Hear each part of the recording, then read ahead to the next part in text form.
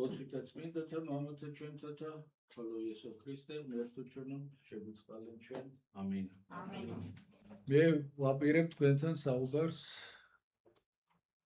ძველი აღთქმის წიგნების შესახებ.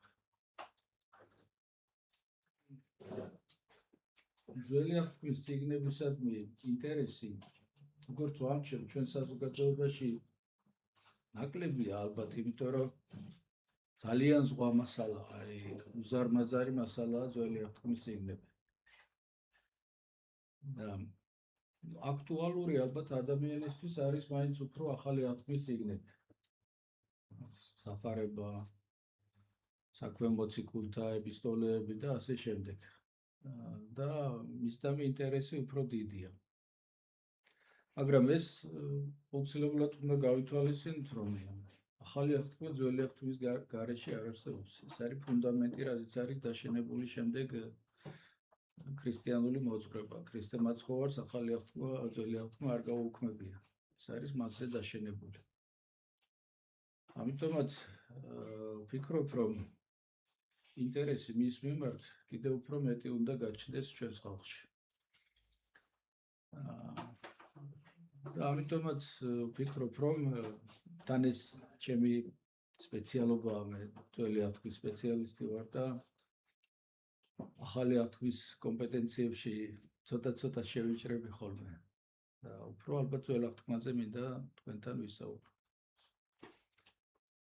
თავდაპირველად უნდა მოგილოცოთ ამ სკოლის დაარსება, დაფუძნება.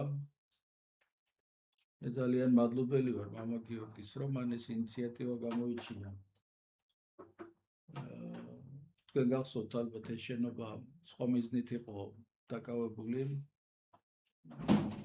განათხოვრებული ჰქონდა რაღაც ჯგუფზე და ჩვენ გვინდოდა ამისი გაკეთება და სანამ მათ არ დატოვეს ეს შენობა, სხვანაირად ვერ მოხერხდებოდა. მე სიმართლეს გეტყვით, ამის თავის დამტკბელი ნამდვილად არ ვიყავი, იმიტომ რომ მე ძალიან სხვა საქმეებით ვარ დაკავებული და ამ სკოლის გახსნას თუ მამა გიორგი არ შემომთავაზებდა, არ ვიცი მე როგორ მოიქცეოდი, მაგრამ ყოველ შემთხვევაში მიხარია, რომ მამა გიორგიმ გამოიჩინა ეს ინიციატივა და მან დაუდო საფუძველი ამ სკოლის გახსნას საპატრიარქოს ძალისხმევით.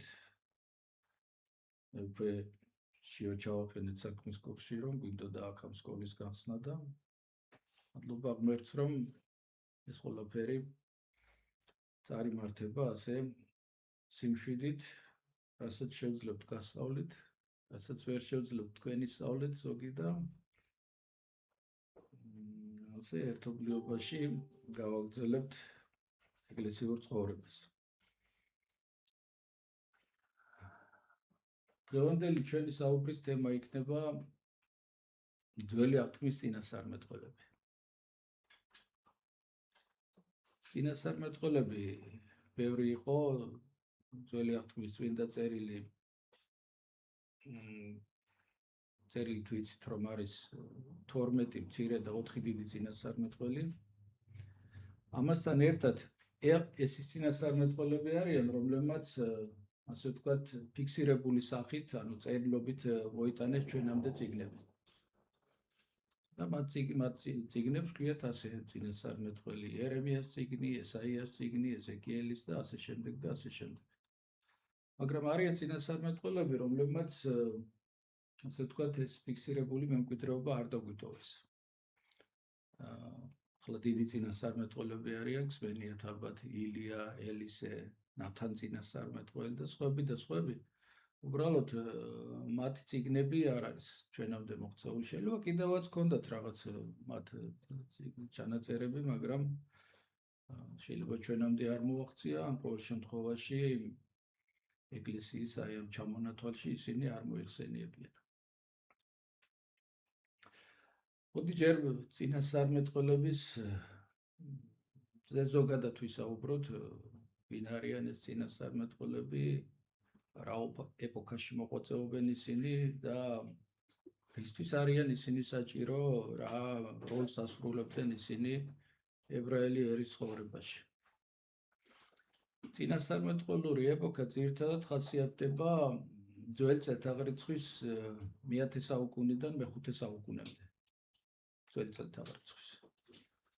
ძირითადად ამ პერიოდს განეკუთვნებიან ისინი. ეს არის ურთულესი პერიოდი ებრაელი ერის ცხოვრებაში. მე-10 საუკუნეში მოხდა დიდი კატასტროფა ისრაელის ერის ისტორიაში. სახელმწიფო, რომელიც მთლიანი იყო და ის 12 ტომისაგან შედგებოდა, მოხდა ამ სახელმწიფოს შუაზე გახლეჩა. ორად გაიყო სახელმწიფო, ჩრდილოეთის და სამხრეთის ნაწილი. ჩრდილოეთის ნაწილში აღმოჩნდა 10 ტომი და სამხრეთის ნაწილში აღმოჩნდა 2 ტომი. ახლა გაგიკვირდებათ ალბათ კითხვა გაგიჩნდებათ, რომ რატო ესეთი უსამართლო გაყოფა, რამ გამოიწვია ეს. შეიძლება მოგეჩვენოთ უსამართლო, მაგრამ სამხრეთით იყო იუდას ტომი. იუდას ტომი რამდენჯერმე აღემატებოდა რამდენიმე ტომის რაოდენობას. ამიტომ ტერიტორიითაც და მოსახლეობითაც ტერიტორიულად ცოტა მცირე აღმოჩნდა იუდა და ბენიამინი გაერთიანდა სამხრეთ ნაწილში. და ჩრდილოეთ ნაწილში მოექცა დანარჩენი 10 ტომი. ეს მოხდა ძველი წელთაღრიცხვის მე-10 საუკუნეში. უფრო დავაკონკრეტოთ, ეს მოხდა მეფე დავითის შემდეგ, დიდი მეფე, ისრაელის მეფე დავითის შემდეგ მოხდა მისი შვილის სოლომონის მეფობის დროს.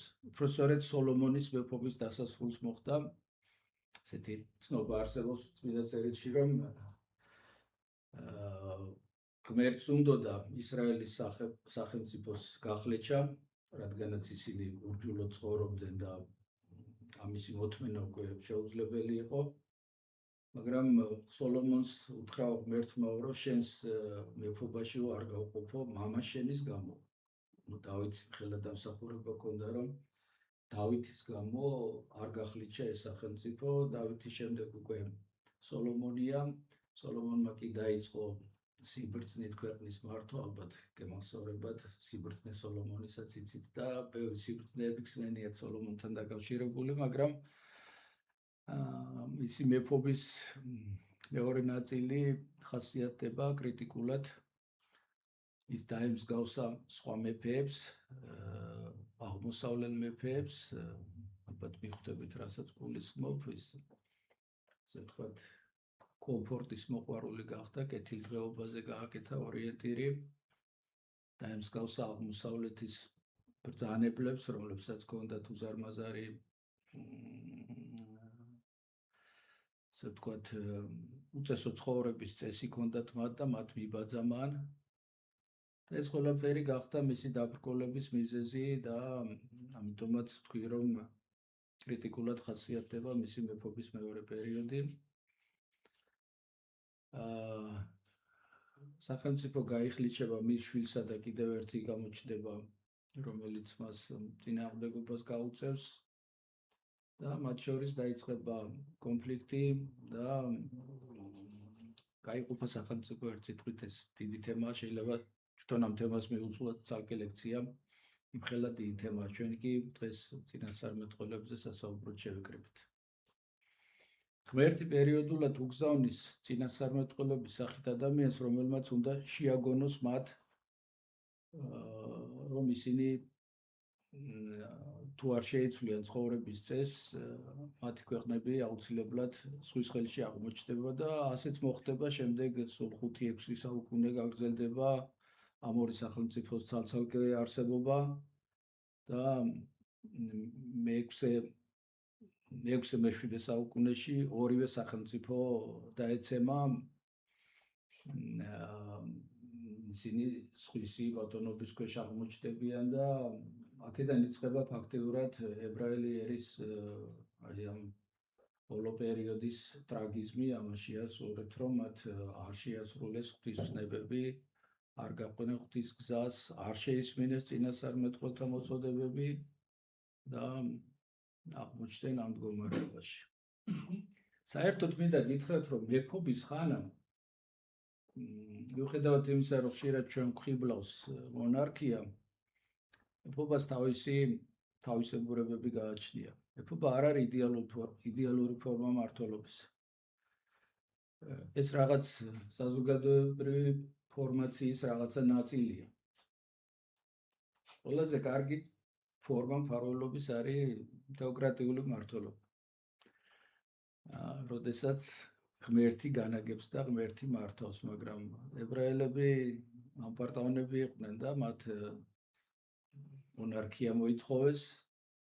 წინასწარმეტყველი სამუელი აფრთხილებდა მათ, რომ მონარქია არ იქნებოდა მათთვის კარგი, დამღუპელი იქნებოდა, მაგრამ მათ თქვეს, როგორც სხვა ხალხებს ყავთო მეფეებიო, ჩვენც ესე გვინდაო და შედეგიც ასეთი მივიღეთ. საული მეფე ტრაგიკულად დაასრულა თავისი ისტორია, დავითის მეფობაც არ იყო, ასე ვთქვათ, თვლად სახარბიელო, სოლომონის მეფობაზე უკვე მოგახსენეთ და შემდეგ უკვე გაყოფილ სახელმწიფოში იყო აბსოლუტური ქაოსი, განსაკუთრებით ჩრდილოეთ ნაწილში.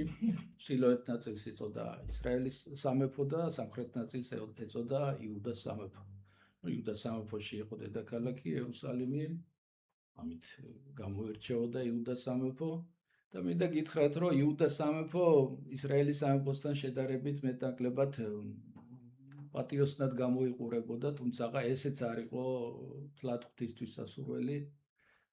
ამასაც გეტყვით ბარეგამ, რომ ისრაელის სამეფოს ამ 4 საუკუნოვან ისტორიაში არც ერთი კეთილმსახური მეფე არ ყოლით. არც ერთი მეფე არ იყო, რომლის ცხოვრებაც ღვთისთვის იყო სათნო. არც ერთი მეფე. იუდას სამეფოში საბედნიეროდ იყვნენ ადამიანები, რომლებიც მართლაც ცდილობდნენ ამერის ღვთისგზაზე დაყენებას. ბევრს აკეთებდნენ ამისათვის, მაგრამ ესეც არ იყო ღვთისთვის სათნო.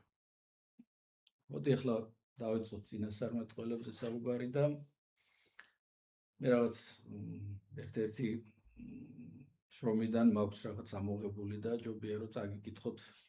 მეც დიდი ხანია იცით, რომ პედაგოგიურ საქმიანობას თავი დავანებე და თუ არ გამოვიყენე ეს ჩემი დაწერილია, სხვის დაწერის არ წაგიკითხოთ. ამას წაგიკითხოთ და თან ალაგ-ალაგ შევჩერდები და დავაკონკრეტებ ხოლმე რას გულისხმობ და რას ვფიქრობ. წინასწარმეტყველი ეს სახელწოდება ძველი აღთქმის სულიერი მოღვაწის ახალენებში მოდის ბერძნული სიტყვიდან პროფეტეს, რაც გულისხმობს იმის წინასწარ გამომთქმელს, წინასწარ გამცხადებელს, რაც ჯერ არ მომხდარა და რაც მოსახდენია აუცილებლობით. ხვდებით ხო, აუცილებლობით მოსახდენია ეს. წინასწარმეტყველის ცნობიერება წინ უსწრებს ყოფიერებას, სინამდვილის ფაქტებს და მოვლენებს. ეს ერთი ასპექტია ძველი აღთქმის წინასწარმეტყველობისა, მაგრამ არა ძირითადი და არაარსებითი.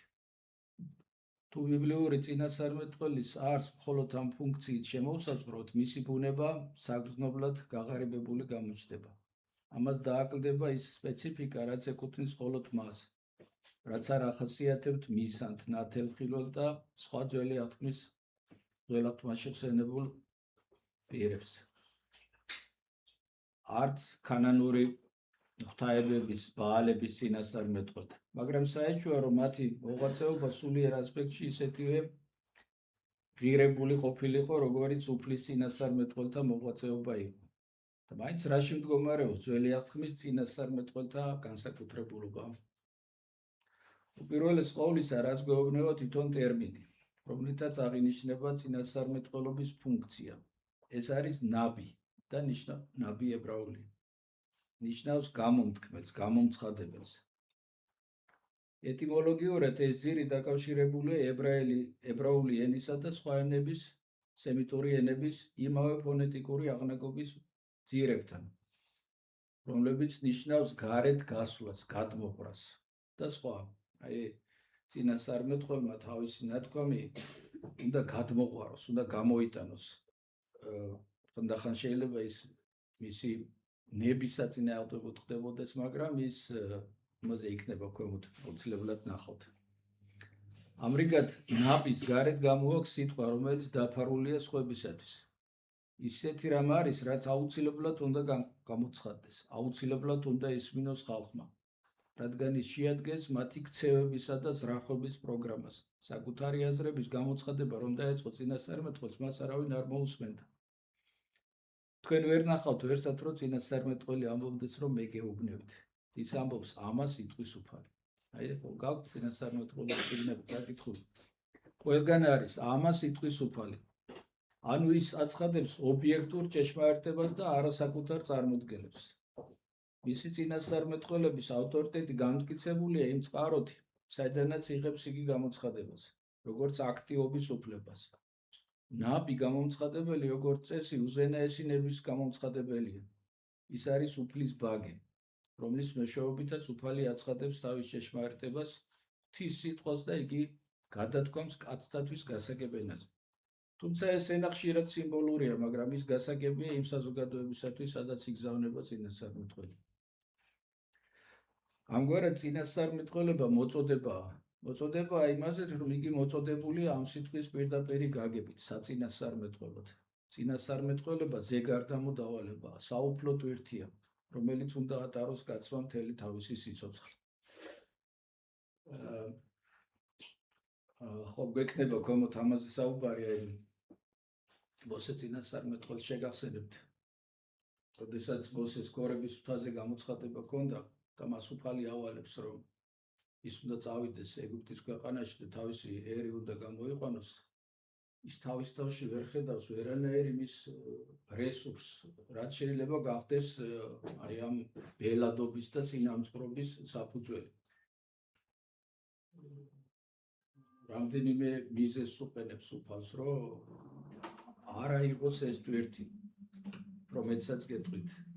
ის ეუბნება ერთხელ უფალს, რომ ერის მამობასო, ერის შვილობა მირჩევნიაო მეო. მაგრამ უფლისნება ასეთი იყო. საუცილებლად უნდა დამორჩილებოდა ღვთისნებას. ცირა ეს არ არის ასე ის ისე მათ შედის ადამიანის შიგნით, ადამიანის სიღრმეში, რომ შენ ფაქტიურად შემდეგ მისი უსიტყვო ნების აღმასრულებელი ხდები. ამიტომაც ამბობთ აქ, რომ ის აუცილებლად უნდა დაემორჩილოს ამას. იონა წინასწარმეტყველი გაიხსენეთ, როგორ გაექცა უფალს, ხო? თარშისისკენ მიმავალ გემზე ავიდა, მაგრამ იქაც იპოვა უფალმა. ის კი არა ზღვის იმაში გემის მუცელში იპოვა, ჯერ და შემდეგ ვეშაპის მუცელში იპოვა და იქიდან იქ გაახსენა, რომ მას ეს მისია უნდა შეესრულებინა აუცილებლად. ამგვარად წინასწარმეტყველება მოწოდებაა იმაზე, რომ იგი მოწოდებულია ამ სიტყვის პირდაპირი გაგებით საწინასწარმეტყველოდ. ეს თქვით. იბადება თუ იქნება წინასწარმეტყველი. რომაელები ამბობდნენ, პოეტები იბადებიან, ორატორები იქნებიან. წინასწარმეტყველი პოეტიც არის და ორატორიც. მაგრამ იგი არც იბადება და არც იქნება ჩვეულებრივი ყოფითი აზრით. უпрост სწორედ მისი ასაკი არ განისაზღვრება ფიზიკური დაბადებით. წინასწარმეტყველობა შეიძლება იგრძნოს მოწოდების ჟამი, მაგრამ ეს არის მისი ცხოვრების რომელიღაც ცნობიერი მონაკვეთი. მაგრამ მას არასდროს არ ეცოდინება, როდის აირჩია უფალმა იგი თავის წინასწარმეტყველად. ეს მხოლოდ უფლისაგან შეიძლება გაიგოს, როგორც იერემიამ. პირველად ჩემგან აღზელამდე მუცელსა შინა გიცი შენ და პირველ გამოსვლისა შენისა საშოით გაგწმინდე შენ საწინასწარმეტყველოდ. ნათესავისა მიმართ დაგდევ შენ. ის სრულიად გაუგებარია წინასწარმეტყველისთვის, რა ღირსებისთვის იქნა ის წინასწარმეტყველად არჩეული, უფლის სიტყვის ქადაგად. იერემია ვერცერთ ნიშანს ვერ ცნობს თავის თავში, რომ თავი უფლის ქადაგად ღირსად მიიჩნიოს. ახა ვერ ზედ მიმწვდომ ვარს რახვად, რამე თუ უჭაბუკეს ვარ მე ეუბნება იგი უფალს. პასუხობს ის, უჭაბუკესი არ ნიშნავს უბრალოდ ღრმას ან ლაპარაკის არ ცოდნეს, ჩვეულებრივი ადამიანური მეტყველების, რომელიც გარკვეული ასაკიდან იწყება. ღრმა გამოუცდელია და არ იცის რა ილაპარაკოს და როგორ ილაპარაკოს. იერემია თავის თავში ვერ ხედავს წინასწარმეტყველების რაიმე უნარს, მაგრამ თურმე ის დედის საშოდანვე ყოფილა მოწოდებული. როგორც ზემოთ წაგიკითხეთ. ჩანს არის რაღაც გამოუცნობი ადამიანური თვისება, რის გამოც ხალხის მასიდან გამოირჩევა წინასწარმეტყველი. ძველი აღთქმის ავტორი არ ასახელებს ამ თვისებას. მით ნაკლებ არც წინასწარმეტყველი, რომელიც გადმოგცემს თავისი მოწოდების ამბავს. არავინ იცის რა ღირსებისთვის იქნა დადგენილი იერემია ქადაგად დედის მუცელშიო. იერემიას მხოლოდ გამოცხადება შეიძლება ახსოვდეს. დაინახეთ და განყო უფალმან ხელი მისი და შეახო პირსა ჩემსა და თქვა უფალმან ჩემდამო, ახა მიქცენ სიტყვანი ჩემნი პირსა შენსა. ეს არის მისი მეორე დაბადება. მეორე ჩობა სულიერად. ღვთის სულიდან დაბადება ეს მისი. წინასწარმეტყველი არათუ ვერ გრძნობს თავის მისიას, არამედ უწმინდურად მიაჩნია თავი უფლის სიტყვის საგადაგებლად და სალაპარაკოდ. მოწოდების აქტიც თუ ის გადმოცემულია თავს არ დამცემ შთაბეჭდილებას ახდენს წოდებულზე. რადგან წოდებული აბსოლუტური სიწმინდის წინაშე კატასტროფულად განიცდის თავის კერძო და ზოგად კაცობრიულ უწმინდურობას. ზეციურ ტაძარში უფლისა და სერაფიმების წინაშე მოხვედრილ ესაიას აღმოხდება როგორც აღსარება უზენაესის წინაშე. ხოი უბატრუქსა მე, რამე თუ შეკდემულ ვარ, რამე თუ კაცად მყოფი და არაწმინდათა ბაგეთა მქონებელი, საშუალერის არაწმინდათა ბაგეთა მქონებელისა მკვიდრ ვარ მე და მეუფე საბაოთ ვიხილე თვალითა ჩემით. აი ძალიან მნიშვნელოვანია. როგორ კატასტროფულად გადიცდიან ისინი თავიანთ უწმინდურობას და აი ამ საქმისადმი მსახურებას. რომ ეს შიში, ღვთის შიში, რომელიც არის მათ სულში, მათ ამხელს ამაში. და ისინი აი ასე საუბრობენ თავიანთი თავის შესახებ. უფლის ხელის შეხებით იერემიას უტყვი ბაგე მეტყველი იქნა, ხოლო ესაიას ბაგე მეტყველი, მაგრამ უწმინდური უნდა გაწმენდილიყო. და მოავლინა ჩემდამო ერთი სერაფიმთაგანი და ხელსაშინა აქ უნდა ნაკვერცხალი, რომელი მარწუხითა მიიღო საკურთხევლისაგან და შეახო პირსა ჩემსა და თქვა, ახა შევახე ბაგეთა შენთან და მოგისპენ უსჭულოებანი შენი და ცოდვანი შენი განწმინდნენ. იგი ნაკვერცხალი დაადოო ჩემს ბაგესო და ამითი გამწმინდაო. ღვთიურ ჩვენებაში უფლის დიდების ხილვით თავს არ დაცემული და პირქვე დამხობილი ეზეკიელი ფეხზე წამოაყენა დაზახილმა ძეო კაცისაო და მის არსებაში დასადგურებულმა სულმა. ეს იყო მისი წინასწარმეტყველად დაბადება, ანუ სულიერი შობა, მეორე შობა, რადგან ზეგარდა მომოვლენილი სული აღძრავს მას ღვთის ჭეშმარიტების საკადაგებლად. ამიტომაც წინასწარმეტყველებს ეწოდებათ სულის კაცი ან ღვთის კაცი. ის უკვე აღარ ეკუთვნის თავის წავს, რადგან ის ატარებს წმინდა სიტყვას. უпроსწორედ გამსჭვალულია ამ სიტყვით. იერემია ამბობს, რომ უფალმა მის ბაგეში ჩაუდო სიტყვა, მაგრამ ეზეკიელი უფრო ორგანულად განიცდის სიტყვის შეჭრას თავის არსებაში. საოცარი ციტატა, მიაქციეთ ყურადღება. ახავ პირი შენი და ჭამე, რომელთა ეგე მიქცემ შენ და ვიხილე და ახა ხელი განმარტებული ჩემდამო და მაშინა თავი წიგნისაი და განკრაგნა იგი წინაშე ჩემსა და იყვნენ მაშინა დაწერილე წინა და უკან და იყო მას შორის გოდება, გვინვაი და კილოვნობა და ვაებაი და თქვა ჩემდამო, ძეო კაცისაო შეჭამე მატიანი ესე და წარვედ და არქუ ძეთა ისრაელისათა და განმიღო პირი ჩემი და შემაჭამა მე მატიანი იგი და იქმნა პირსა ჩემსა, პირსაშინა ჩემსა ვითარცა თაფლი დამატკბობელი. აი ესეთი ორგანულად უფლის სიტყვის შეჭრა ადამიანში და მისი აღქმა, აი როგორც აქ ამბობს, რომ შემაჭამაო ეს მატიანი ფურცელზეა საუბარი, ფურცელი შემაჭამაო და რომ შევჭამეო ესაო მექმნა იგი ვითარცა თაფლი დამატკბობელი. სხვანაირად ვერც ერთი პოეტი ასე ვერ გადმოცემს ამას, როგორც ის აღწერს აი ამ ღვთის სიტყვის შემოჭრას მის ორგანიზმში. ეს დანაყრება სიტყვით, ნახეთ, დანაყრება სიტყვით დანაყრდა. როცა სიტყვა მოხდება არა მხოლოდ მის ბაგეში, არა მხოლოდ მის შეგნებაში, არამედ შეაღწევს მის შიგანში და მონელდება მის ნაწლავებში, გადააქცევს მას სულის კაცად, ანუ ახალ ადამიანად, ნამდვილ ქადაგად, რომელსაც არ შეუძლია არ ილაპარაკოს. ის ლაპარაკობს, თუნდაც არ უსმენდეს, გინდ მოგისმინო, გინდ არ მოგისმინო, ჩასაფხის ხმა ეზეკიელს. როგორც წესი, ჭეშმარიტების გამომცხადებელ წინასწარმეტყველს არ უსმენენ. უფალი აძლევს მას სიტყვას აგზავნის ხალხში, მაგრამ არ აძლევს წარმატების იმედს. წინასწარ ამტყილებს, რომ ხალხი არ დაიჯერებს, ყურს არ დაუგდებს მას მის ნათქვამ სიტყვას. არ შეუშვებს თავის შიგანში, რადგან ემწარება ის პირველ გემოსხილვაზე. ვერ შეიცნობს მასში ტკბილ დრიტას. თითქოს პარადოქსია, მაგრამ ყოველი წინასწარმეტყველი აღიარებს თავისი მისიის წარუმატებლობას, უფრო მეტიც, თავად მისი შთამაგონებელი სული უმხელს წინასწარმეტყველს, რომ მას ხელი მოეცარება თავის გზაზე და რომ ის არ არის გამონაკლისი. დღიდან, რომლით გამოვიდეს მამანი მათნი ქვეყანით ეგვიპტით და ვიდრე დღესამდე ამის და გამოავლინენ თქვენ და ყოველი მონანი ჩემი წინასწარმეტყველი დღისი და ცისკარსა მივავლინე და არა ისმინეს ჩემი და არა მოყვეს ყური მათი და განიფიცხეს ქედი ამათ უფრო ის მამათა მათსა და რქვამათ სიტყვა ესე და არა ისმინონ შენი ხადოდი მათ და არა მოგიგონ შენ. აი რა საოცარია.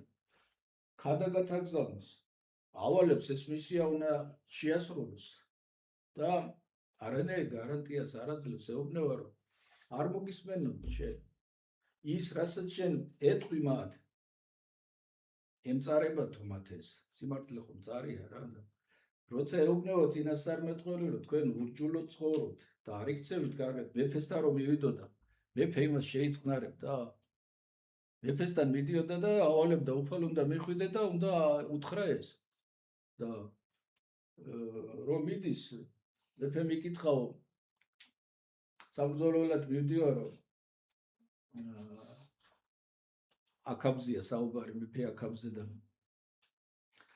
ცრუ წინასწარმეტყველები შეკრიბაო ბევრიო ბაალის მსახურები და მისი მსახურები და საბრძოლველად უნდა წავიდეთო და ამავერთიო წინასწარმეტყველებსო კითხეთო გავიმარჯვებ თუ ამ ბრძოლაშიო და ისინი ყველაებნევია რომ კი მეფეო გაიმარჯვებ აუცილებლად ეპირფერებიან და ისე სხვათა შორის იკითხა რომ სხვა წინასწარმეტყველიც არისო და კი როგორ არა ერთი ელია წინასწარმეტყველიაო და მერეო იმას რატო არ ის შესაწინააღმდეგოს ლაპარაკობსო და არ გინდაო იმის დაძახებაო და არაო დაუძახეთო და მიიყვანეს ელია წინასწარმეტყველი და ელიას უთხრეს რომ აიო საბრძოლველად მივდივართო ჩვენო და გავიმარჯვებთო ელია უთხრა რომ გაიმარჯვებთო ხო გაიმარჯვებთო და გაუხარდათ იმათ ძლივსა რა თქვა ჩვენი სასიამოვნო სიტყვაო და არა ეგო ტყუილად გითხარითო სიმართლე გითხრათო კიო არა დამარცხდებითო იმ ბრძოლაში შეუწუხდათ გული წავიდა იმ ბრძოლაში და სასიკვდილოდ დაიჭრა აქ აი ესეთი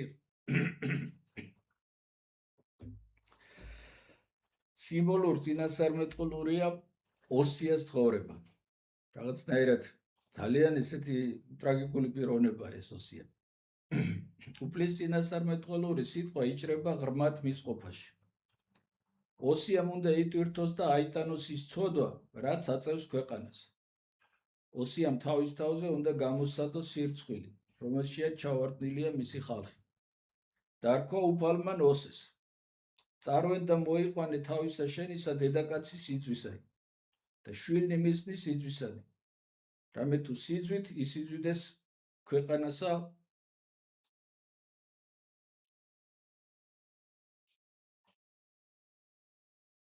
უკუნითგან უფლისა. ანუ დიდი ხანიაო ესინიო ასეთ მდგომარეობაში არიანო და წინასწარმეტყველს აგზავნის და მოიყვანეო მეძავი ქალიო და მისი შვილებიცო მეძავები იქნებიანო და ის შეერთეო ცოლად.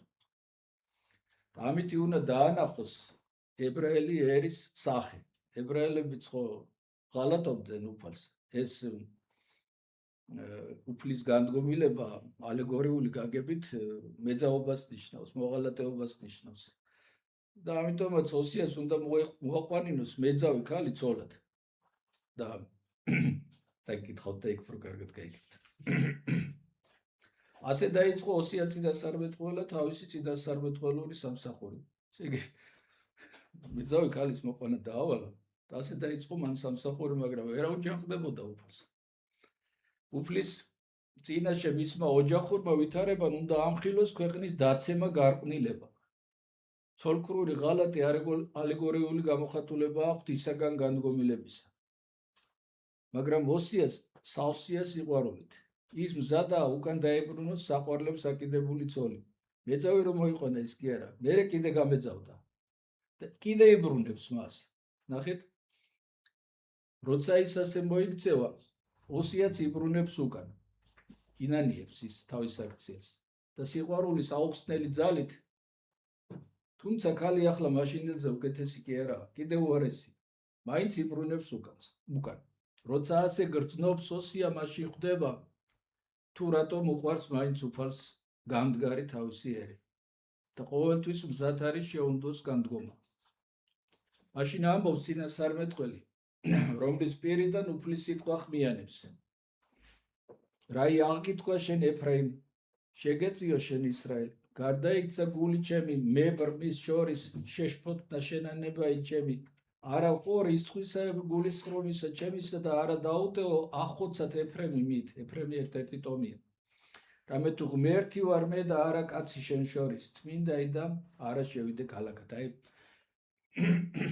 თქვენ კი არ გევართო მე ღმერთიო და მე ღმერთი ვარ და ამიტომაც არის რომ ებრაელებს მიუხედავად იმისა რომ ისინი მრავალგზის გადაუდგნენ უფალს და მრავალგზის უღალატეს მას, მაინც მზად არის ის მიიღოს თავის წიაღში. ისე როგორც ჩვენ რა, ჩვენც რამდენჯერ ვალატობთ უფალს. და უფალი მაინც მოგვიწოდებს თავისკენ. რაც არ ამიტომ გეტყვით ხოლმე ტაძარში რომ რაც არ უნდა ცოდვა შეგვემთხვიოს, რაც არ უნდა განსაცდელში ჩავარდეთ, არ უნდა დაგვავიწყდეს რომ უფლის ხმა ყოველთვის არის ჩვენს მიმართ ერთი და იგივე. მოვედით ჩემ და ყოველი მაშვრალი და ტვირთწიმენი დამეგანგისვენო თქვენ. ანუ ის მზად არის მიუხედავად იმისა, ღმერთმა დაგვიფაროს თუ ღვთის გმობელები არ გვახვდით, ერთი დღეც რო გვრჩებოდეს ჩვენ სიცოცხლის დასასრულამდე, ის მზად არის რომ მიგვიღოს და თავის წიაღში ჩაგწეროს ისე უფალმა. მე გადაგებაში მექნება ალბათ ნათქვამი თქვენთვის ავაზაკი როგორ გამართლდა ერთ ღამეში. თუ გახსოვთ არ ვიცი. მოგიყვებით. ერთი ცნობილი ავაზაკი იყო ბიზანტიის იმპერიის ისტორიაში, ცნობილი და ძალიან მოუხელთებელი იყო, მოკლედ ვერაფერი ვერ მოუხერხეს მას. და მოდროულად ჭკვიანი. და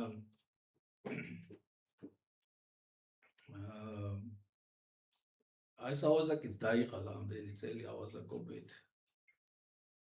და იმპერატორმა გამოსცა ბრძანება, რომ თუ შეინანებსო, მასო მივიღებ. მას არ ეჭერა რომ ასე მოხდებოდა და მერე თქვა რომ მთელი ცხოვრება ავაზაკობაში გავატარებდა. მოდი ერთი ამ იმპერატორსაც გამოვცდიო და ადგება და მივა საიმპერატორო სასახლეში და ეთქვის რომ ესა და ეს ავაზაკი ვარ მეო. და იმპერატორთან მინდაო შეხვედრაო და მიიღებენ, იმპერატორი მიიღებს მას. არ ვიცი 1 საათი თუ 9 საათი ელაპარაკა ამ იმპერატორს. და რადგანაც იმპერატორს სიტყვა ჰქონდა ნათქვამი, გამოუშვა, უთხრა რომ წადიო, რადგანაც შეინანეო, წადი და იცხოვრეო შენთვის. საიმპერატორო სასახლიდან გამოსული არ იყო და ძალიან მძიმედ გახდა ავად. ისე მძიმედ გახდა ავად, რომ სასახლე ვერ დატოვა. და იქვე იყო რაღაც საავადმყოფო კლინიკის საიმპერატორო სასახლეს ექნებოდა საავადმყოფო და იქვე დააწვინეს. ისე ცუდად გახდა იმ ღამეს. ისე ცუდად გახდა, რომ იმ ღამეს გარდაიცვალა. საავაზაკი. და ამ დროს, როდესაც ის იმყოფება ამ საავადმყოფოში, ერთ-ერთი ამ საავადმყოფოს მთავარი ექთანი ნახულობს ასეთ ხილვას. ის კლინიკაში არ არის. ნახულობს ასეთ ხილვას, რომ ხვდება ეს ადამიანი და შეკრებილები არიან იქ ბოროტი ანგელოზები. და აი კინოებში რო გინახიათ ბოროტი რო ხარხარებს ხოლმე, ხო იცით? აი ესე ხარხარებს ეს ბოროტი და უხარია რომ ამას ხო ჩვენ წავიყვანთ კაცო. ეს ხო მაინც ჩვენიაო, მთელი ცხოვრებაო აუზაკობაში გაატარო. ეს ხო იცითო ვინც არის. ხო და გახარებულები არიან და აი კეთილი ანგელოზებიო დარწმუნილები იდგენო და ვერაფერს ვერ ამობდენო, აი რით გამოვესარჩლოთო ახლა ამ კაცო, მართლა აუზაკი იყო მთელი ცხოვრება. ხო და ერთიო ანგელოზიო გამოერჩიო კეთილ ანგელოზებს და თქვაო რომ დაიცადე თუ მე ვიციო ამისი სიკეთეო. მივიდაო და ეს თავი რაზე ცედო ბალიში ქართულია. ხო ეს აწიაო და ამის ქვეშო იყო პირსახოცი სულ ცრემლით დასველებული. აი ამისიო სინანულიო ნახეთო და გამოიყო ეს პირსახოციო და გაშალაო. და თქვაო რომ მიუხედავად იმისაო რომ მანო მთელი ცხოვრებაო ბოროტებას მიუძღვნაო, ერთი ღამეო მანო სინანულში გაატარაო. და აი ნიშანიო ამისიო და თანოც იმპერატორთან მივიდაო და პატიებად ხო იმპერატორს ხო მონარქის ფუნქცია ჰქონდა ამასთან ერთად და ისა ერონცხებული იყო ის და აიო სინანულში გაატარავა ეს ერთი ღამეო და ეს საფუძველი გახდა ამ ადამიანის ცხოვრების. აი საოცარი რაღაცებია ქრისტიანული, ახლა ეს ჩვენ კი არ უნდა განვაზოგადოთ ახლა მთელი ცხოვრება ვცოდოთ და ერთი ღამე ვიტიროთ ეს არ გამოგვადგება ჩვენ ნამდვილად, მაგრამ ეს რეალობა არსებობს. ახლა საინტერესო საკითხია, ალბათ გაინტერესებთ, ახლა თქვენ უნდა წაიკითხოთ რამდენი წიგნი რომ ეს რასაც მე გიკითხავთ მოკლედ მოისმინოთ ამის თაობაზე. რა თავისებურებები ახასიათებს წინასწარმეტყველურ ჭრეტას? როგორ იღებენ ისინი აი ამ გამოცხადებებს და როგორ ხასიათდება ის საერთოდ? ახლა ასე მიდის უფალი ეუბნება აბა შენ ამას იტყვით, აი ამას თავისებურებები ახასიათებს. საყურადღებოა ის თუ როგორ იღებენ წინასწარმეტყველები ღვთისაგან ამა თუ იმ ბრძანებას. თუმცა ყველა წინასწარმეტყველი ბრძანებს დათქვა უფალმან ჩემდამო ეს რაც გითხარით. მაგრამ მათი შეხება უფალთან ყოველთვის არ არის ერთნაირი. ყველაზე მაღლა წინასწარმეტყველთა შორის დგას მოსე, რომლის შესახებ უფალი ბრძანებს, პირისპირ ვეტყოდი მას, ხილვით და არა იგავით. დიდება უფლისა იხილა და ვითარ არა შეიშინეთ. ძვირის ხილვად მსახურისა ჩემისა მოსესთვის. ესე ებრაელები რომ აუჯანყდებოდნენ ხოლმე მოსეს, ერთ-ერთი ასეთი შემთხვევაში უთხრა მათ ასეთი სიტყვები, რომ ჩემი პირი იხილაო მანო და როგორ ბედავთო რომ მას წინააღმდეგობას უწევთო თქვენ. და რიცხვთა წიგნში არის ასეთი სიტყვები და აღარ აღსდგა წინასწარმეტყველი შორის ისრაელისა მსგავსად მოსესა, რომელი იგი უფალსა შეესწავა პირისპირ. ანუ წეგენ გესაუბრეთ, როდესაც მას აი ამ ზეგარდამო დავალებას აძლევდა, მაშინ მოსემ შეკადრა უფალს, რომ ერის მამობას, ერის შვილობა მიეჩემნიაო, მაგრამ მოწოდება არ შეიცვალა. ამიტომაც ითვლება, რომ მოსესთან გამოცხადებები არის ყველაზე აქტიური ფორმა წინასწარმეტყველური გამოცხადებების. რადგანაც ამას თვითონ უფალი ამბობს, რომ პირისპირ ეტყოდა მათ, მაგრამ უფლის დიდება მასაც არ უნახია. მოსე ჩვეულებრივ მღვიძარე მდგომარეობაში ღებულობდა გამოცხადებას. მოსეს მსახურებაც როგორც კანონმდებლისა, როგორც პირველმღვდლის, ბელადისა და წინასწარმეტყველის იყო უჩვეულოდ მაღალ დონეზე. იგი ნორმალურ, ხიზელ მდგომარეობაში ღებულობდა ღვთისაგან გამოცხადებას. უფალი ელაპარაკებოდა მას როგორც მეგობარი მეგობარს, თავისი ნების პირდაპირი განცხადებით. სამუელი ისმენდა ღვთის სიტყვას, მაგრამ ამ დროს ვერ ხედავდა ვერავითარ გამოსახულებას. დამოვიდა უფალი და დადგა მას ზედა და უწოდა მას, ვითარ იგი პირველად არ ქვა სამუელ, მიუგო სამუელ და რქვა, იტყოდინ უფალი რამე თუ ესმის მონასა შეესა. ქვემოთ გეტყვით, მე რატომ გიკითხავთ ამ ციტატებს, რომ თქვენ თვითონ შეამჩნევთ აქტიური და პასიური ფორმებზე უნდა ვისაუბროთ წინასწარმეტყველების. თუმცა არც მოსეს არ უნახავს უხილავი ღვთაებრივი დიდება უფლისა. დარქვა უფალმან მოსეს ვერ ძალგიც პირისა ჩემი სახილვად რამე თუ არა არის კაცი რომელმან იხილა პირი ჩემი და ცხონდა ანუ კაცი არ არისო რომელმაც პირი ჩემი იხილა დააღვაღო ხელი ჩემი და მაშინ გაიხილო ზურგით ჩემსა ხოლო პირი ჩემი ვერ იხილო მოსეს ეუბნება ანუ ჩემ ზურგს იხილაო და ამას რო გიგითხავთ ახლა თან ვფიქრობ რომ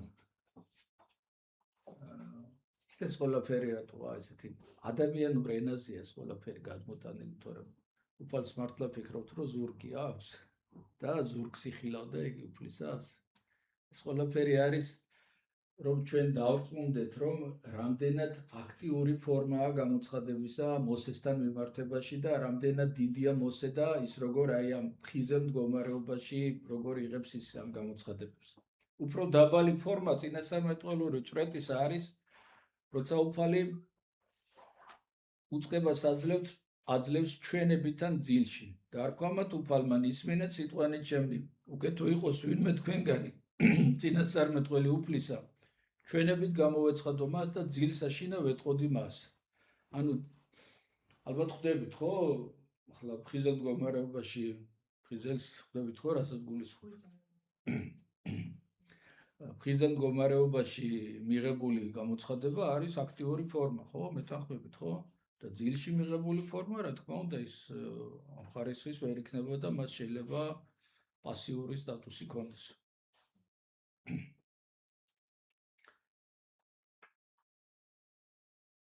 ხოლო იყო მოქცევასა ჩემსა იერუსალიმს ესაქმე მოციქულთაგან არის იერუსალიმს და ლოცვას აშინა და წაზარშინა ვიყავ განკვირვებას აშინა და ვიხილე უფალი და ამრქვა მე ეს საქმე მოციქულთაგან არის ესეც რა თქმა უნდა პასიურ ფორმას შეიძლება მივაკუთვნოთ ასეთ მდგომარეობაში ნანახი და გაგონილი მას შეუძლია გადასცეს ხვებსაც მეტნაკლებად უფრო დალაგებული ფორმით ზოგ შემთხვევაში შთაგონება ართმევს ადამიანს თავის ნებას და ის იმას აღარ ლაპარაკობს რა თვითონ უნდა ან ბოლომდე არც კი ესმის თავისი ნათქვამი მაგალითად ბალაამი მას უნდა და დაეწყევლა ებრაელები და თავის დაუნაპრურად ლოცავს მათ იგი უგონოდ დაეცა მიწაზე როდესაც მასზე ღვთის სული გარდამოვიდა შთაგონების ასეთივე პასიურ მდგომარეობაში იმყოფებოდა ერთხელ მეფე საულიც და განიძარცა სამოსელი თვისი წინაშე სამუელისა და წინასწარმეტყველებდა და მივარდა შიშველი ღამე ყოველ და დღე ყოველ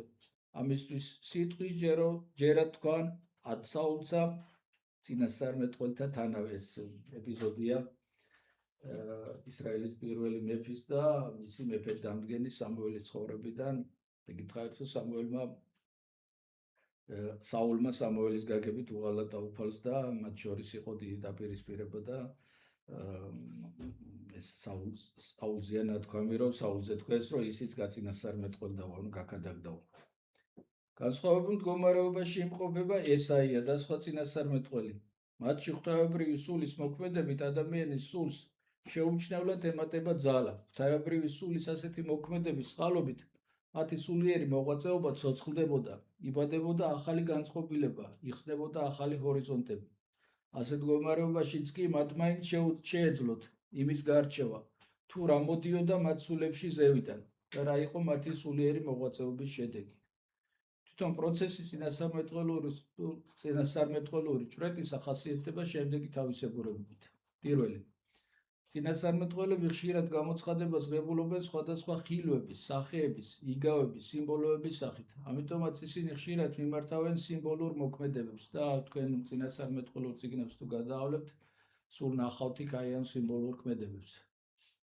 კალთად უღელდადგმული დადიოდა იერემია და ეკითხებოდა რა თუ დადიხარ უღელდადგმული და ის განასახიერებდა ებრაელებს, რომელიც ცოტა ხანში ბაბილონის ტყვეობაში აღმოჩნდებოდა. და საოცარი ეს ხალხი ვერ იგებდა ამას და ეს კი არა რენეგატი ეგონათ ის რომ თავისი ერის დაქცევას ოცნებობსო რას ოცნებას ოცნებობდა ის ჭვრეტ და წინასწარ რა დაემართებოდა ამ ერთ და ამით უღელი დაიდგა და უღელდადგმული დადიოდა ის იყო სიმბოლური ქმედება აი რაზეც ახლა ვსაუბრობ ის სიმბოლურად განასახიერებდა იმას რა დღეშიც აღმოჩნდებოდა ებრაელი ხალხი ცოტა ხანში თუ რა თქმა უნდა არ შეინანებდა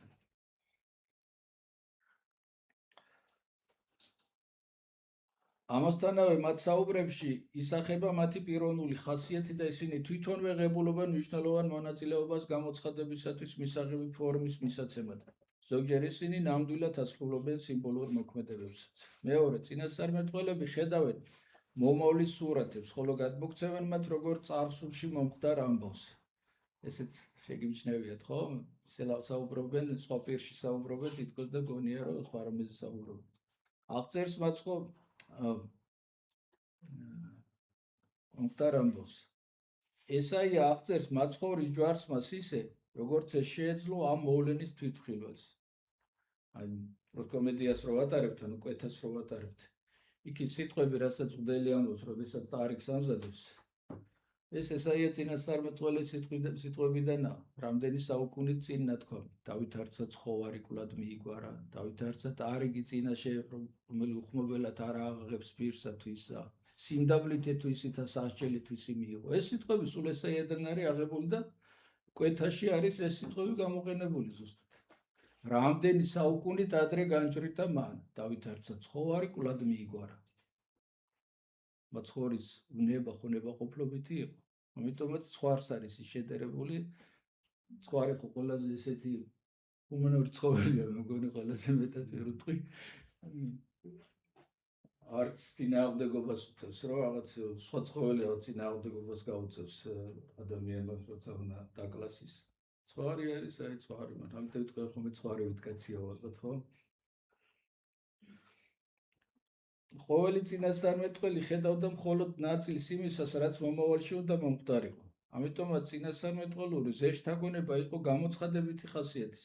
რამე თუ მცირედ რაიმე ვიცით და მცირედ რაიმე წინასწარმეტყველებთ. იცით რა? ეს წინასწარმეტყველური მსახურება არ იყო რაღაც მღვდლობასთან მისი გაიგივება და შედარება, არაფრით არ შეიძლება მღვდლობას სხვა კატეგორია. შეიძლება წინასწარმეტყველი ყოფილიყო, ერთი წელი ეცხოვრა და არაფერი არ წინასწარმეტყველა.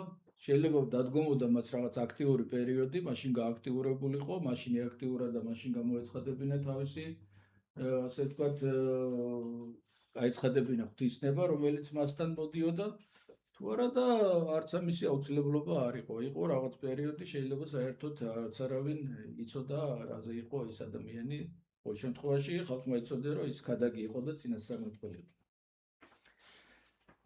ეხლა ალბათ ერთი საინტერესო საკითხი კიდე უნდა დავძრათ, ასე ვთქვათ, ეს არის წინასწარმეტყველების არსი. აი რას წარმოადგენდა რა არსი, რა იყო წინასწარმეტყველების, რატო იყვნენ ისინი აი ამ საქმისათვის გამორჩეულები. წინასწარმეტყველება წარმოადგენდა ყველაზე ცხოველმყოფელ შემადგენელ ელემენტს ღვთაებრივი განგებულების თვალსაზრისით. ის იყო ღვთის ხალხთან ურთიერთობის გამოხატვის საუკეთესო საშუალება. წინასწარმეტყველები აღვივებენ აზრს იმის შესახებ, რომ ისრაელი არის თეოკრატიული სახელმწიფო. მათი მოვალეობა იყო რჯულის დაცვა. აი წინასწარმეტყველი მთლიანად ორიენტირებულია რჯულის დაცვაზე. ის ითხოვს, რომ საზოგადოების თელმა საზოგადოებამ უნდა დაიცვას რჯული. მეორე, საზოგადოებრივი ცხოვრების მოვლენების შეფასება კანონის ანუ რჯულის მიხედვით. უფრო მეტიც, ზედამხედველობა მეფეებზე და სამღვდელოებაზე. ხეთ სად დგას წინასწარმეტყველი. ერისათვის ღვთისნების უწყება და თეოკრატიული სულისკვეთების გაღვივება. აი ეს თეოკრატია ძალიან მნიშვნელოვანია. იმიტომ რომ ყოველ შემთხვევაში რაც ფორმაციები განიცადა კაცობრიობამ თეოკრატიულზე ჰუმანური არც ერთი არ გონია მე. ისე როგორც დღევანდელი პოპულარული მმართველობის ფორმა სატელევიზიო ჩაწერა კეთდება და თავშევიკავებ კრიტიკისაგან.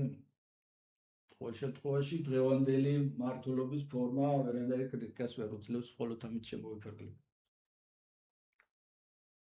ზოგადად საუბრობ მსოფლიოში, რაც დღეს გამეფებულია ტერმინი, რომ ეს არის ყველაზე საუკეთესო საშუალება. ერთ-ერთ მთავარ მიზანს წარმოადგენდა განემტკიცებინათ ერისათვის რწმენა მესიის მოსვლის შესახებ. აი მთავარი საკითხი. წინასწარმეტყველური მოღვაწეობა ძალიან გაღარიბებული იქნებოდა თუ მხოლოდ იქ დარჩებოდა სადაც იყო. ჩვენთვის რატო არის წინასწარმეტყველები ყველაზე ფასეულები. ჩემი სადისერტაციო ნაშრომის თემა იყო წინასწარმეტყველი ზაქარია. ზაქარია არის ერთ-ერთი წინასწარმეტყველი, რომელსაც ყველაზე მეტი აქვს წინასწარმეტყველება თითქმის მიუხედავად იმისა, რომ ის მცირე წინასწარმეტყველთა რიცხვს განეკუთვნება. აი ასეთი შთამბეჭდავი წინასწარმეტყველებები, როგორც ზაქარიასთან არის, თითქმის ერთ-ერთ წინასწარმეტყველთან ვერ ნახავ, მიუხედავად იმისა, რომ ესა იავახსენე წერა. საოცარია პირდაპირ. აი ეს ერთი ლაპარაკობს თითქოს აი იქ იყო და ეს ყველაფერი ნახა მან ისე ლაპარაკობს მაცხოვარს. 30 ვერცხლის თემაც ეს ყველაფერი ზაქარიასთან არის. ქრისტე და მისი მეუფება არის ცენტრალური საკითხი წინასწარმეტყველური მოღვაწეობისა. ქრისტიანული სარწმუნოებისათვის ყველაზე ძვირფასია წინასწარმეტყველთა ხილვები მესიის შესახებ, თუმცა არასორი იქნება იმის თქვა, რომ წინასწარმეტყველთა მოღვაწეობა განისაზღვრებოდა მხოლოდ მაცხოვრის მობრძანებაზე წინასწარმეტყველები. სინამდვილეში წინასწარმეტყველები პირველ რიგში იყვნენ წინამორბედი სახარებულისეული გამოცხადებისა. ისინი ჩვენთვის წარმოადგენენ ჭეშმარიტების რწმენისა და მერმინდელი ცხოვრების მაუწყებლებს. საზოგადოდ გავრცელებული აზრით, წმინდა ებრაული მონოთეიზმი არის საუკეთესო შედეგი წინასწარმეტყველური ქადაგებისა. ყველაზე მთავარი წინასწარმეტყველებისათვის არის არა თვით წინასწარმეტყველება, არამედ ის, რომ ისინი გამოხატავენ ღვთის აზრს და ნებას. ისინი არიან მებრძოლი რელიგიური და ზნეობრივი იდეალებისათვის. მზად არიან გაწირონ თავისი მართლისათვის.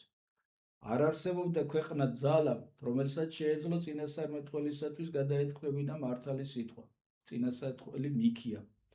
თავისი მართალი სიტყვით უპირისპირდება 408 წინასწარმეტყველს, რომლებიც მეფის გარშემო შეკრებილან, რათა ფუჭი იმედებით აავსონ იგი.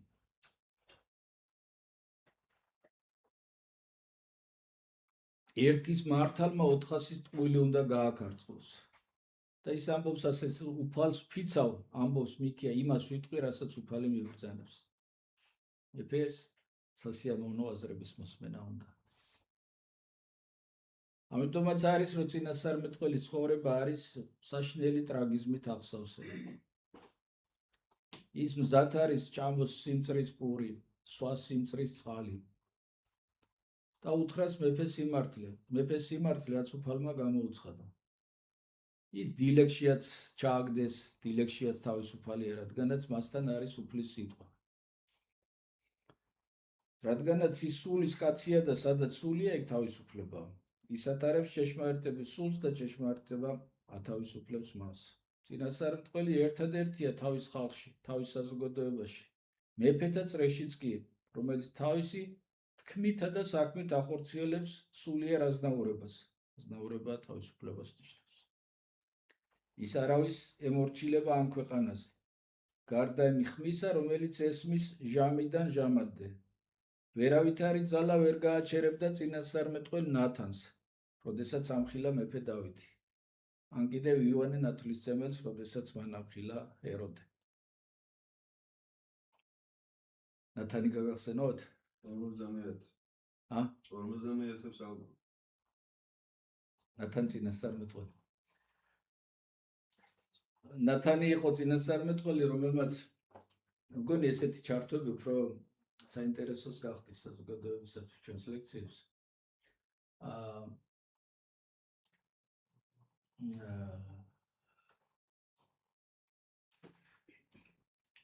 როდესაც მეფე დავითმა საშინელი ცოდვა ჩაიდინა და ურია კეტელს სოლი წაართვა,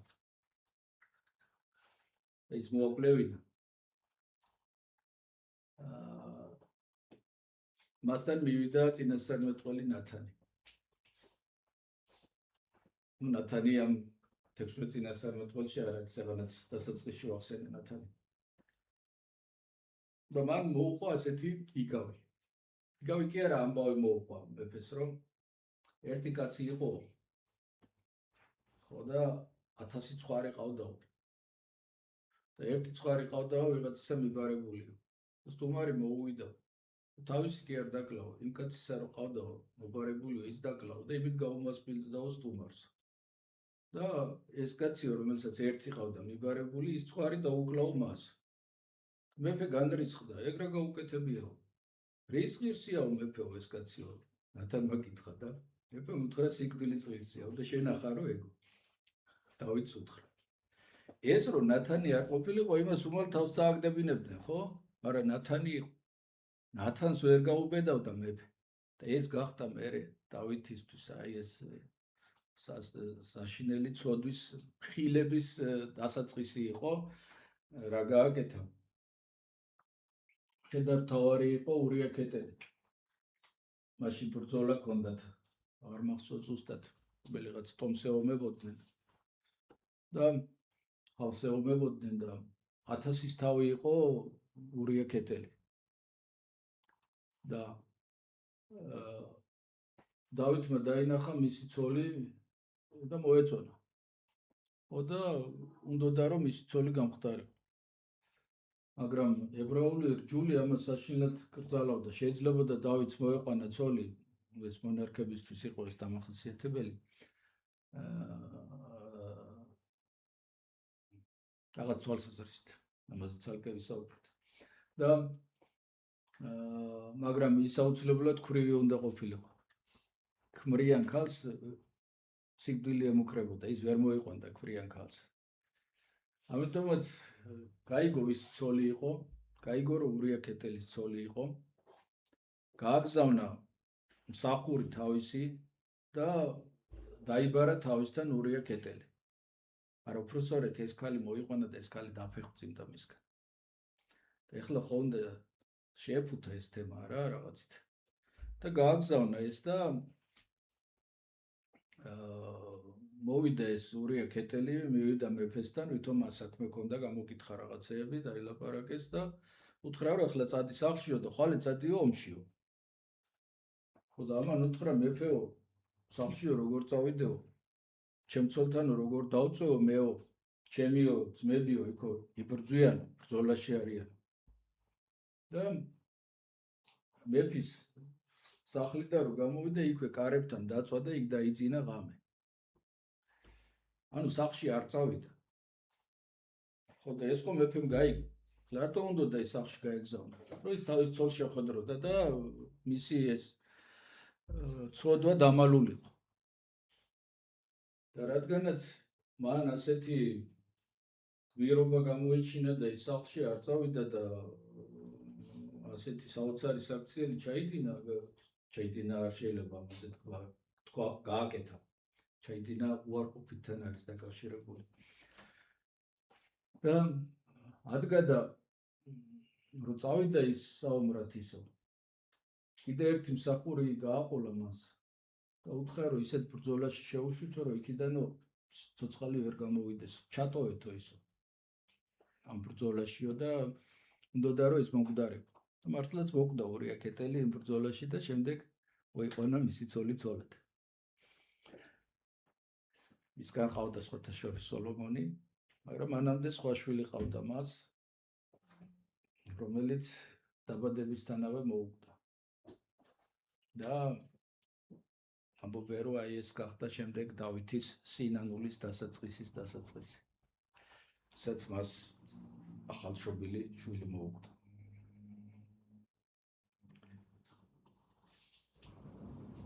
წინასწარმეტყველი თავისი არსებობით ცოცხალი გამოხატულებაა ჭეშმარიტებისა. ის მაინც იტყვის თავის სათქმელს და თუნდაც არავინ მოусმინოს. ეცოდინებათ მაინც რომ წინასწარმეტყველი იყო და იყო მათ შორის. ამბობს ეზეკიელი. ეს იმას ნიშნავს რომ მის სიტყვა წარუვალია. დღეს მოკვდება. მაგრამ ხვალ გამოიღებს ნაყოფს. ახალ ვითარებაში აღორძინდება. წინასწარმეტყველთა უპირველესი მოვალეობაა თანდათანობით განუცხადოს ხალხს ის, რასაც უფალი განიზრახავს და მოამზადოს ადამიანთა გულები უდიდესი მოვლენისათვის. ისინი ეწინააღმდეგებიან ფორმალურობას რელიგიაში და მთავარ მიზანს სულიერებაში ხედავენ. წინასწარმეტყველები ებრაელ ხალხს ამზადებენ მისიონერობისათვის. ასწავლიან რა, რომ ღმერთი არის არა მარტო აბრაამის, ტომის, არამედ მთელი კაცობრიობის. ისინი ცდილობენ დაანგრიონ მათი ვიწრო და ეგოისტური მსხვერპლობა.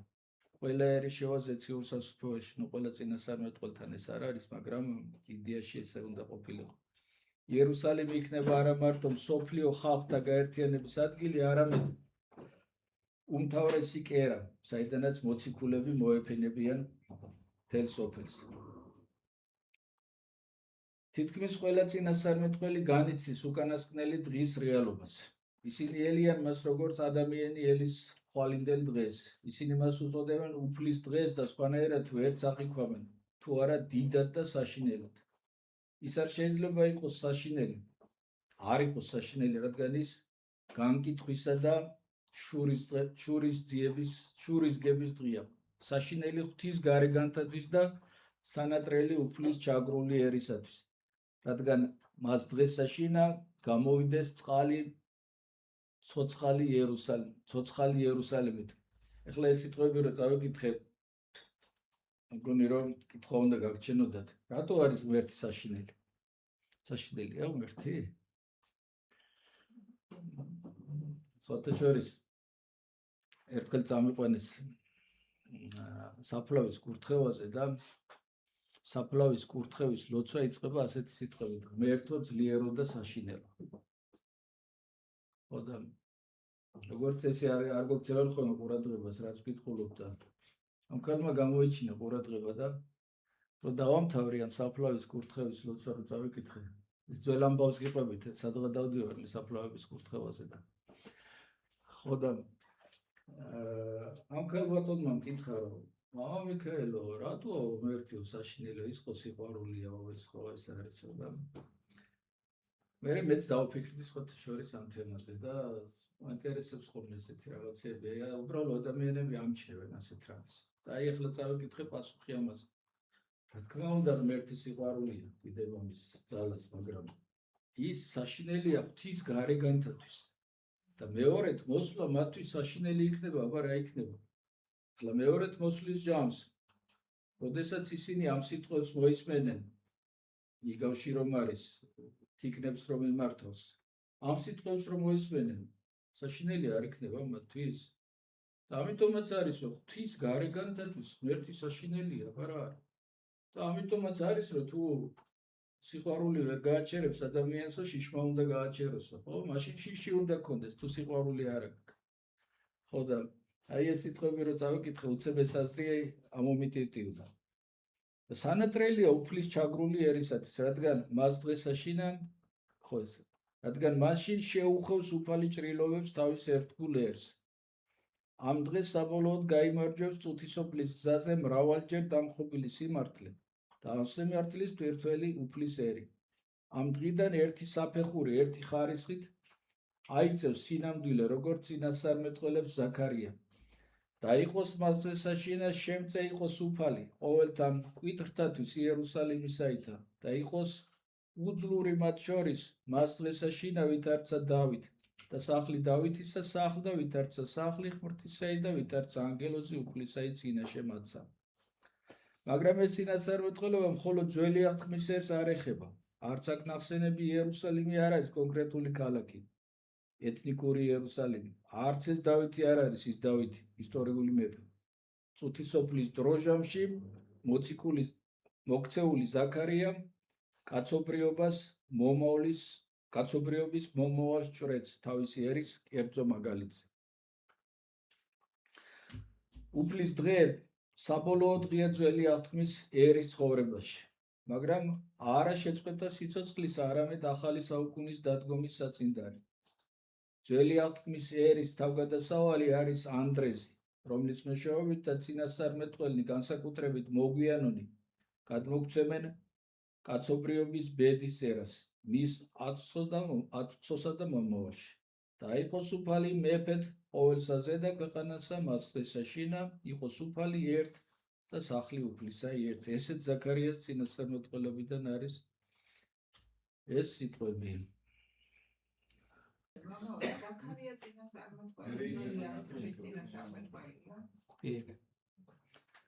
ზაქარია წინასწარმეტყველი არის ერთ-ერთი თითქმის ბოლო პერიოდის წინასწარმეტყველია. ზაქარია და ანგია წინასწარმეტყველები არიან ბაბილონის ტყვეობაში დაბადებულები. ბაბილონის ტყვეობა დაიწყო, არ ვიცოდი ამ კითხვას რომ დამისვავდით, მე მგონი 586 წელს ჩვენ ძველი წელთაღრიცხვით და 70 წელი იმყოფებოდნენ ისინი ბაბილონში ტყვეობაში. ისინი იქ დაიბადნენ და იქვე გაქადაგდნენ და როდესაც ებრაული კოლონები ბრუნდებოდა ისრაელში ბაბილონიდან ესენი ახლდნენ მათთან და ხალხში იყო საოცარი სკეპტიციზმი. 70 წელიწადში სულ გაუდაბურდა პალესტინის მიწა. და ფაქტიურად იქ საშინელებები ხდებოდა. 70 წელიწადში რა მოხდებოდა გაუდაბურებულ ქვეყანაში. და როდესაც დაბრუნდნენ ისინი, უხუცესებმა დაიწყეს ბრუნვა იერუსალიმის ტაძრის აღდგენაზე. ამას ესეთი რესტავრაციის ეპოქა ეწოდება. ქვები იქ იყო მეყრილ-მოყრილი, იერუსალიმის ტაძრის ქვები. მაგრამ მისი აღდგენა ძალიან ძნელად წარმოედგინათ. ის რა თქმა უნდა კი ფიქრობდნენ რომ აღადგენდნენ ტაძარს, მაგრამ ის ისეთი დიდებული აღარ იქნებოდა, როგორც იყო სოლომონის აშენებული ტაძარი. და აი ეს სკეპტიციზმი ძალიან აწუხებდა მათ. ჩამოვიდნენ 70 წლიანი პერიოდის შემდეგ და სწორედ ზაქარია და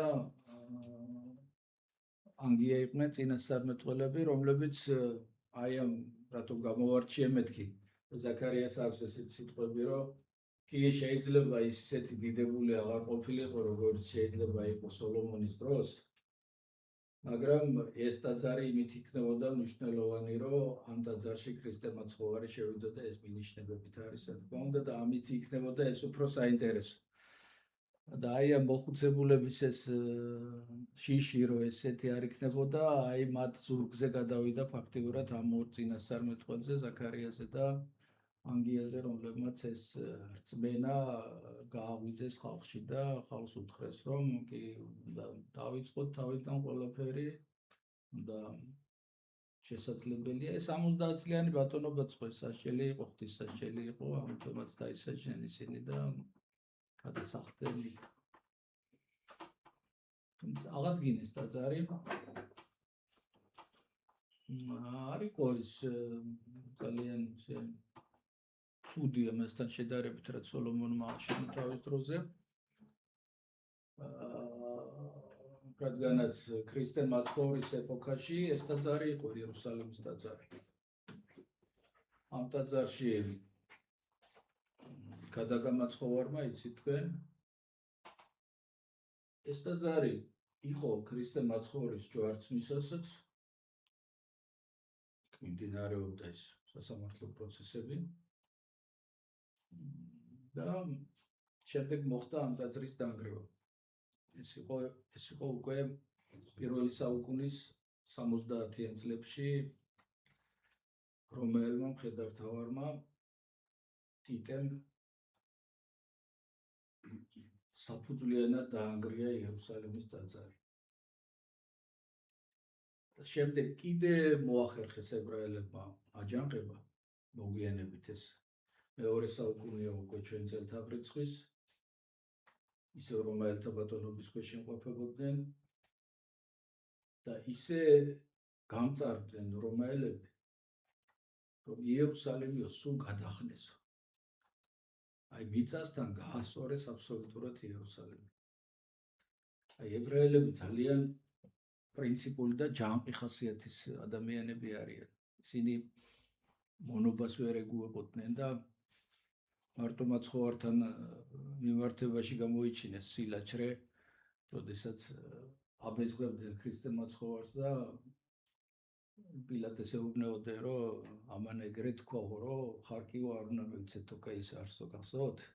ამან ეგრე თქვა, სად თქვა მაცხოვარმა? პირიქით თქვა მაცხოვარმა, ხო და ამან ეგრე თქვა, რომ ამ ტაძარსო დავანგრევო და მესამე დღეს აღვაშენებო. ეს რომელებს რა შეინტერესებდა დაანგრევდა თუ არ დაანგრევდა და მთავარად თუ არ ესი, ხო? როდესაც პილატე ცდილობს, რომ გამოიძვრინოს თავი რაღაცას ქვეცნობიერში, რაღაცას გრძნობს, რომ არ არის მისთვის ეს სახალისო საქმე, რასაც ისაკეთებს, ანუ ქრისტე მაცხოვრის დასჯა, თუ გახსოვთ იქ